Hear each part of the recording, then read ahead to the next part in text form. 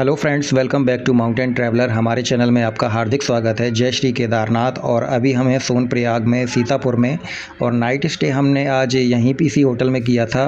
और 5 बेड का ये जो रूम हमें 3500 रुपये में पड़ा था। अर्ली मॉर्निंग सुबह 4 बजे हम यात्रा शुरू करेंगे। और अर्ली मॉर्निंग सुबह 4 बजे हमने यात्रा स्टार्ट कर दी थी, क्योंकि मॉर्निंग में सुबह 3 बजे से यात्रा स्टार्ट हो जाती है। और तकरीबन 5 बजे से जो गौरीकुंड के लिए जो जीप की जो शटल सेवा है वो शुरू हो जाती है।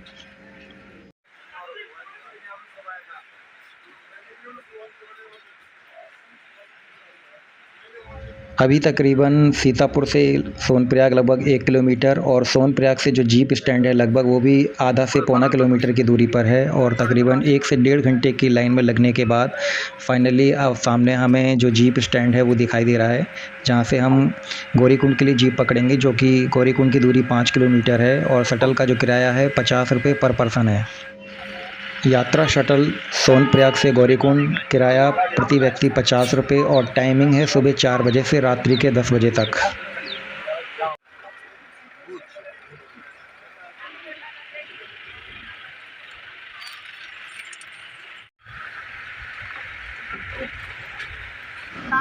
गौरीकुंड से केदारनाथ मंदिर की दूरी लगभग 16 से 17 किलोमीटर की दूरी है। और गौरीकुंड से आगे की यात्रा हमें पैदल या घोड़े खच्चर के माध्यम से करनी होगी। तो फ़िलहाल हम पैदल यात्रा कर रहे हैं, जिसमें 6 से 8 घंटे का समय लगने वाला है।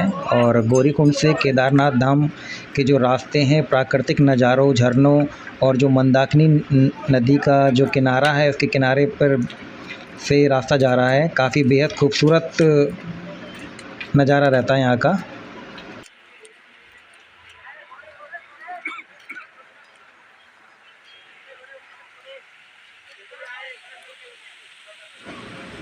गौरीकुंड से तकरीबन 2 से 2.5 किलोमीटर चलने के बाद पहला जो पॉइंट पड़ा है रुद्र वाटरफॉल।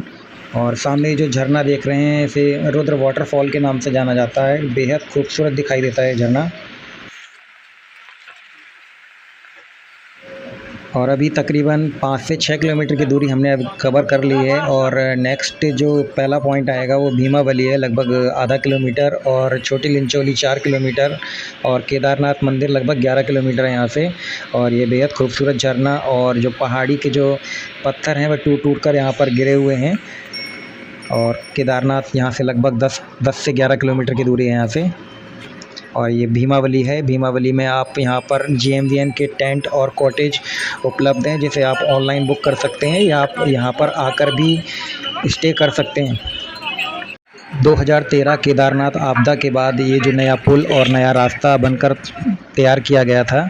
और अभी हम पुराने वाले रास्ते से जा रहे हैं, और सामने नदी के उस तरफ जो देख रहे हैं ये जो नया वाला रास्ता बनाया गया है, ये तकरीबन आधा से 1 किलोमीटर लंबा पड़ता है। बेहद साफ़ सुथरा रास्ता है। और अभी हम रामबाड़ा के पुराने वाले रास्ते पर हैं। और ये जो पुल है जो 2013 में पूरी तरह से तबाह हो गया था, और इस रास्ते पुल को दोबारा बनाया गया है।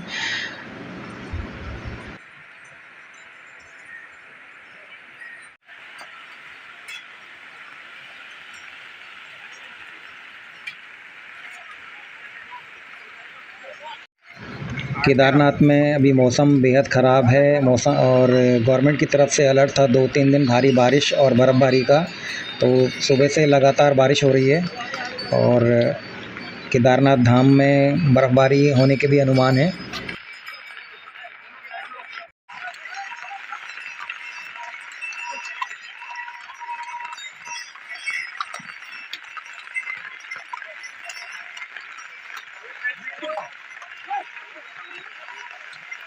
और अभी हम पहुँचे हैं लिंचोली, जो कि केदारनाथ से लगभग 4 से 5 किलोमीटर पहले पड़ता है। और यहाँ पर आप नाइट स्टे और खाने पीने की उचित व्यवस्था है। यहाँ पर GMVN के टेंट और प्राइवेट ऑपरेटरों के टेंट भी मिल जाएंगे, जिसको आप बुक करके रात्रि विश्राम कर सकते हैं।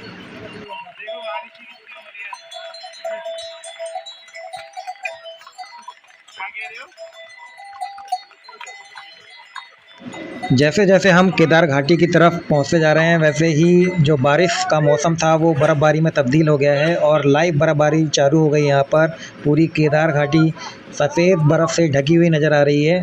बेहद खूबसूरत नज़ारा है ये।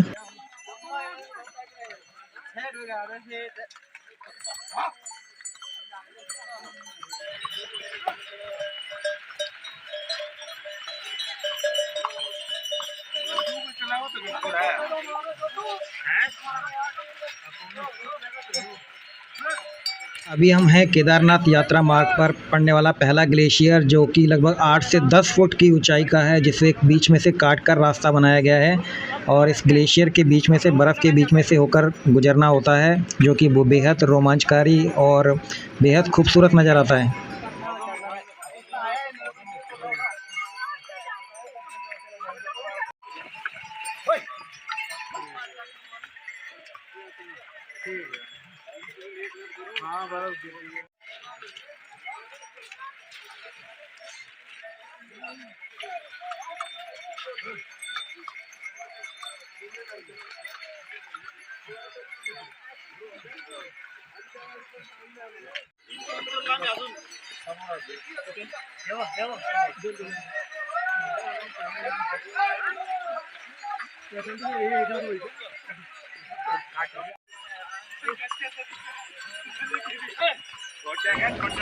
और सामने है ये घोड़ा पड़ाव, और यहाँ से केदारनाथ की दूरी, मंदिर की दूरी लगभग 2.5 से 3 किलोमीटर है। और उससे 1-1.5 किलोमीटर पहले आपको केदारनाथ बेस कैंप पड़ेगा, जहाँ पर आप GMVN के टेंट, कॉटेज और रात्रि विश्राम के लिए प्राइवेट ऑपरेटरों के टेंट भी मिल जाएंगे आपको। और बर्फ़बारी के कारण जो टेंट की स्थिति है बेहद ख़राब है, टेंटों के ऊपर भारी बर्फ़ जम गई है। भारी बारिश और बर्फ़बारी में इन टेंटों में रात बिताना बेहद मुश्किल भरा हो सकता है।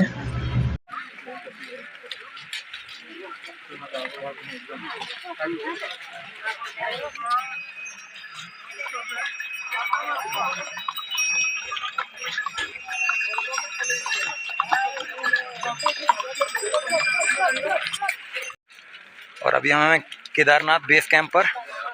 यहाँ पर आपको टेंट और कॉटेज मिल जाते हैं, लेकिन फ़िलहाल बर्फ़बारी की वजह से देखिए पूरे ढका हुआ है पूरा।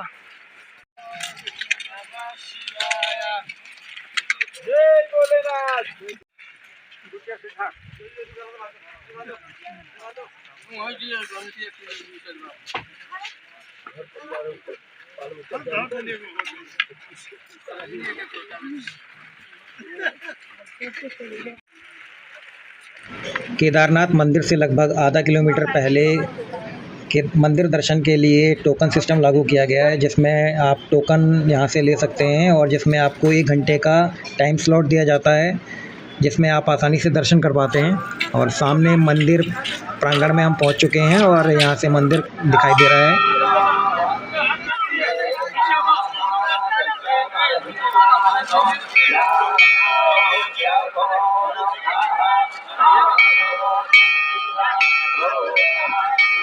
रवींद्र अमृतकर आनंद यात्रा महाराष्ट्र, रवींद्र अमृतकर आनंद यात्रा महाराष्ट्र। हमारी आवाज सुनने तो श्री विकांत प्रोडक्शन आपसे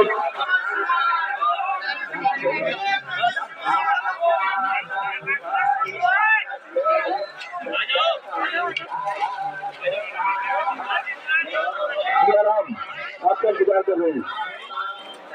तकरीबन 10 घंटे का सफ़र करने के बाद हम केदारनाथ मंदिर के दर्शन के लिए पहुंच चुके हैं। और आज काफ़ी भीड़ कम है, क्योंकि यात्रा पर रोक लगा दी गई है और इसकी वजह से दर्शन बहुत ही आसानी से और बिना लाइन के हमें मिल गए थे। और अब कुछ ही देर में अभी आरती भी शुरू होने वाली है, तो हम यहाँ वेट कर और अभी श्री केदारनाथ की आरती में भी सम्मिलित होंगे।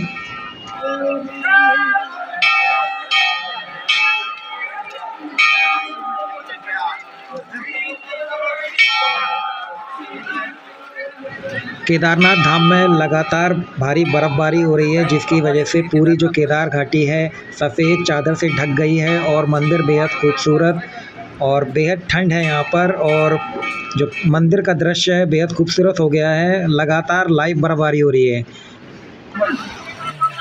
आपका वेट कर रहे हैं।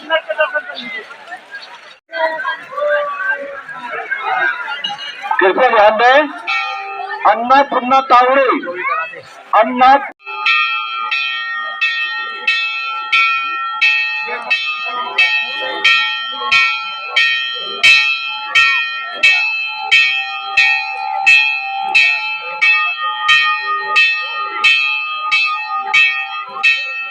और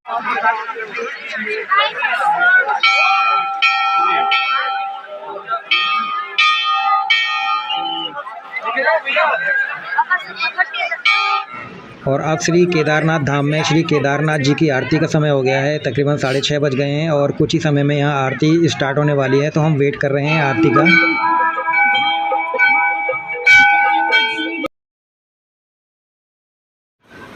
मंदिर दर्शन के उपरांत हमने GMVN का ये टेंट बुक किया था, जो कि 700 रुपये पर पर्सन प्लस इसमें डिनर इंक्लूड था, और रात्रि विश्राम हमने यहीं पर किया। अगली सुबह जब हम सोकर उठे तो पूरी केदार घाटी सफ़ेद चादर से ढक चुकी थी और भारी बर्फ़बारी हो रही थी, और हमारा जो टेंट है उसका छत भी बर्फ़ से पूरी तरह से लद गई थी, जिसकी वजह से हमें जल्दी टेंट छोड़ना पड़ा। और हम वापसी अब सोनप्रयाग की तरफ वापस निकलेंगे, क्योंकि मौसम बेहद ख़राब है और बर्फ़बारी और भी तेज़ हो सकती है। और आज 3 मई 2023 गवर्नमेंट की तरफ से अलर्ट था भारी बर्फ़बारी का, और यात्रा पूरी तरह से बंद की गई है सोनप्रयाग से। तो हमें यहाँ टेंट जो GMVN के जो एम्प्लॉइज़ हैं उन्होंने फटाफट हमें यहाँ से निकलने के लिए सुझाव दिया।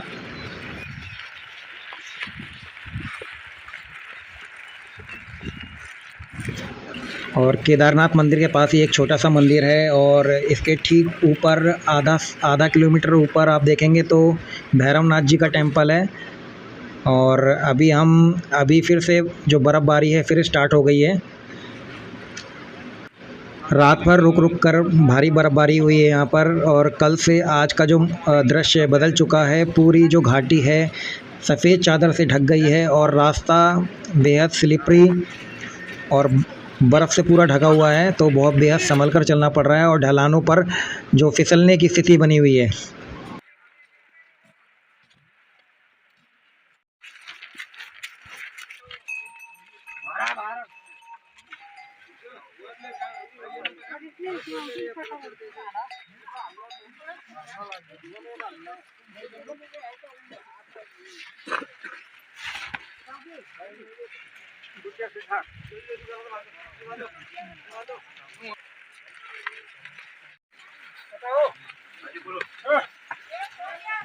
चलाने होता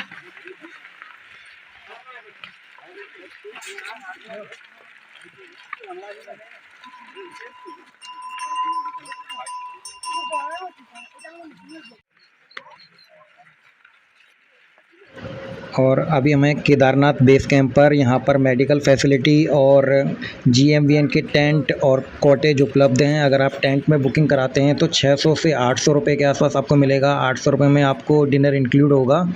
और अगर आप बेड बुक कराते हैं, डोरमेट्री बेड, तो वो लगभग 1200 रुपये में होगा। उसमें बाथरूम उसी के अंदर इंक्लूड होगा।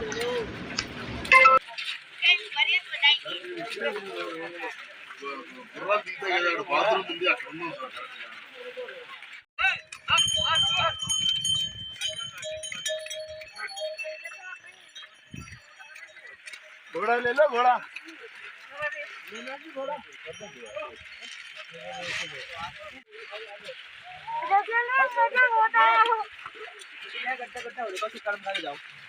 वो घोड़ा ले करा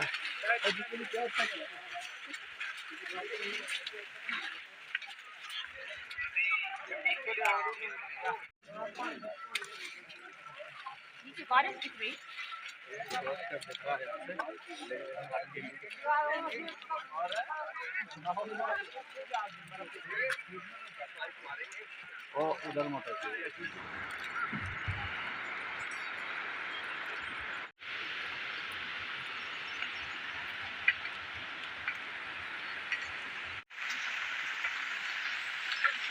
हाँ